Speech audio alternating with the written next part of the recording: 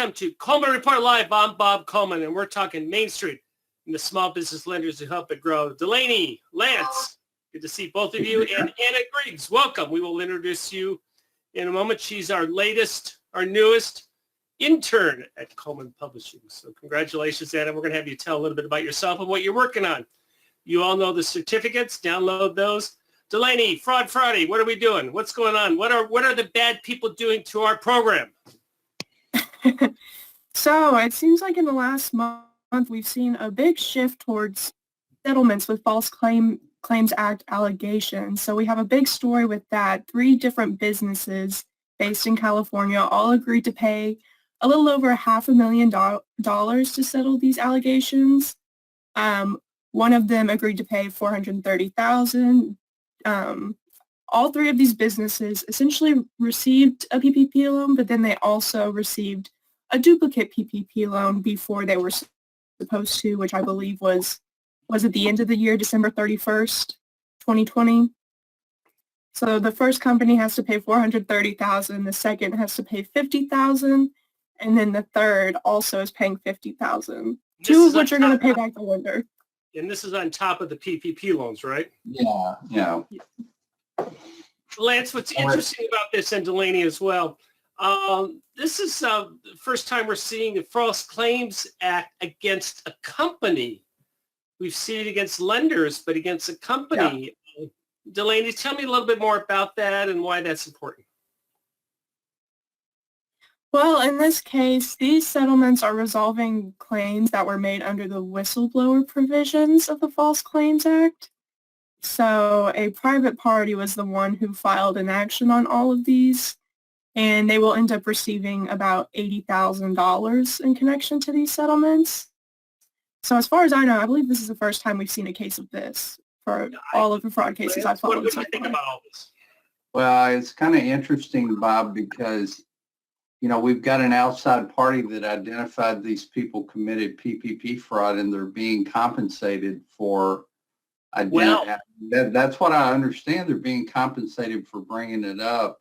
And I watched a crime show last night. I like crime shows. And on the crime show, they had an individual who was attempting to compensate people for helping to solve a crime, a private individual. Well, the whole world came out and started trying to help solve this crime because of the potential payday at the end. So this is kind of a new twist in PPP fraud. I've not seen the False Claims Act used in regards to borrowers before. And I think if I read this correctly, Delaney, did they not all pay their loans back? I think I read that they did. I know 2 of which it clarified that they definitely did pay the lenders back. On the first one, I'm not sure. I don't think it was explicitly stated. But yeah, so I agree. I think they paid it back because if they did, they'd be facing other type of charges. Yeah. So this is an interesting twist, and probably this is an indicator of something we're going to see more of as we go through this saga known as PPP. It's funny, Bob, we all thought PPP was over several months, if not more than a year ago, and it continues. And I think these fraud stories will continue for years to come, because it will take quite some time to investigate them all. No, absolutely. Lance, one more thing on false claims. What, as a management C-suite, what should we be concerned about in managing our SBA loan departments, knowing the false claim? Typically, and here's where the False Claims Act came into part here. First, you had a whistleblower, but second, you had an applicant who knew they got a first-round PPP loan and they accepted a second one. So they got PPP round 1 approved and funded. It was not unusual, guys, having worked all the way from the first day of PPP and continuing to work it. It was not unusual for a borrower to submit applications to more than one institution. Right. Because at that time, it was an overwhelming process, and institutions were bogged down, and so borrowers would submit to multiple institutions. But there is a checkbox on the application that states that you have not received a PPP loan from another institution, and in all of these cases, they checked it.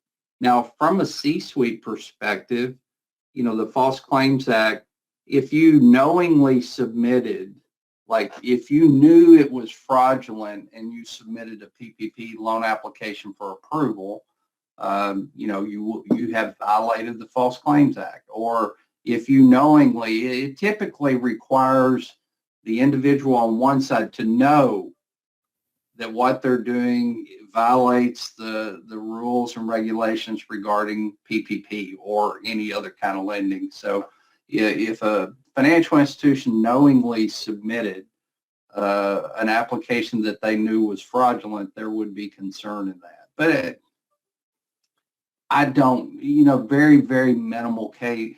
I can't imagine a financial institution knowing borrower A is fraudulent. I'm going to go ahead and submit it. I just don't, that, shouldn't have happened. It probably did and did happen in some occurrences, but I would think it's minimal. But I think the big take on this story, Bob, is I've never seen the False Claims Act used on a borrower.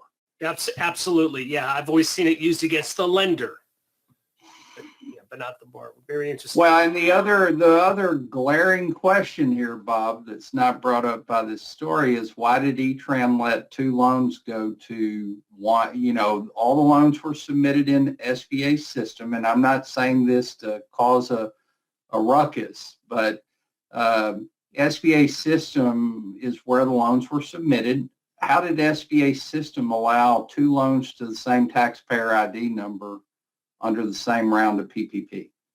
But if that's your defense, good luck with that. No. But I'm just stating a fact, Bob.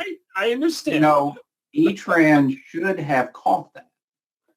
I agree. I think you file this under if it looks too good to be true, it is too good to be true. But the big issue on these stories is on the application there's a box that says I haven't gotten another PPP loan. And they all checked that box and said yes, but yet they went ahead. Now, how could they have avoided this?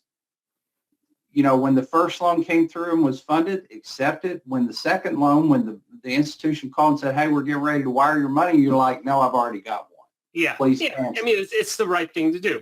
That's how it could have been avoided. Yeah. And obviously there's a reason why they wrote a lot big dollar checks to make this go away. What did Joseph do? And I'm not talking about Joseph Coleman. I'm talking about Sherry Joseph, Delaney.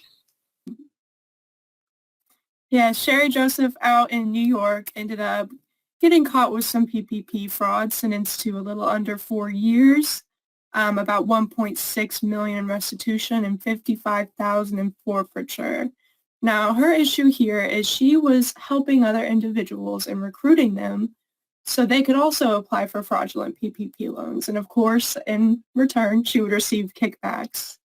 To aid this, she would send falsified bank statements, payroll tax forms, would help falsely represent the number of employees, a lot of the typical indicators of fraud.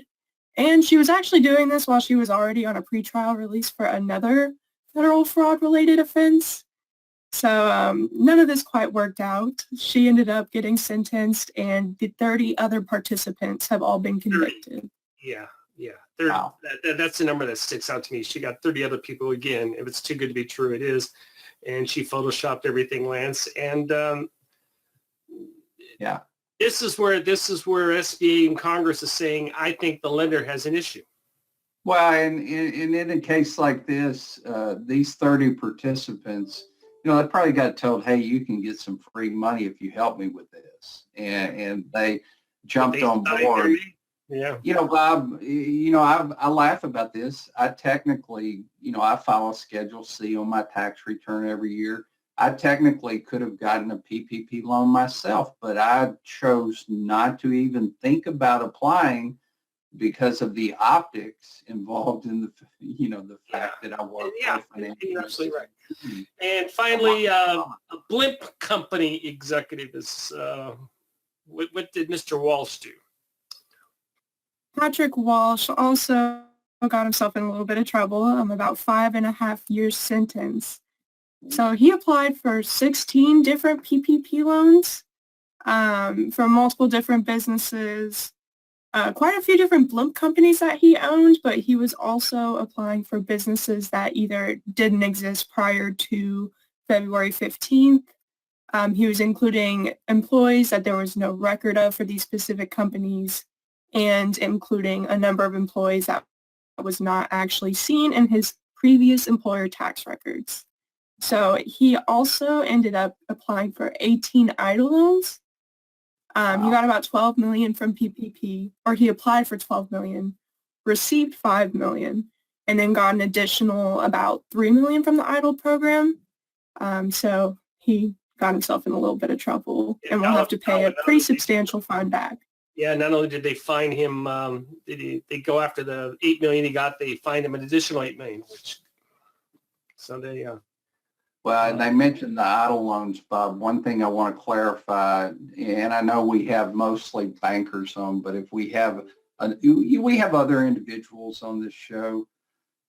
Everybody remember, an idle loan is directly from the SBA, not from a participant lender. I've gotten 20 phone calls in the last week about how do I get the blanket UCC released that occurred because of my idle loan. And that's going to be a big question as we move forward in small businesses getting financing. You know, they all jumped out and got an idle loan, but they forgot about the fact that SBA filed a blanket UCC on them. And so they go back to their financial institution. They want to buy a piece of equipment, and they're like, the bank runs a UCC, and they're like, wait, so-and-so has a UCC file, but SBA has a blanket UCC file. So it's important to note that those people will have to work with the SBA disaster centers. SBA will subordinate that position, but they do.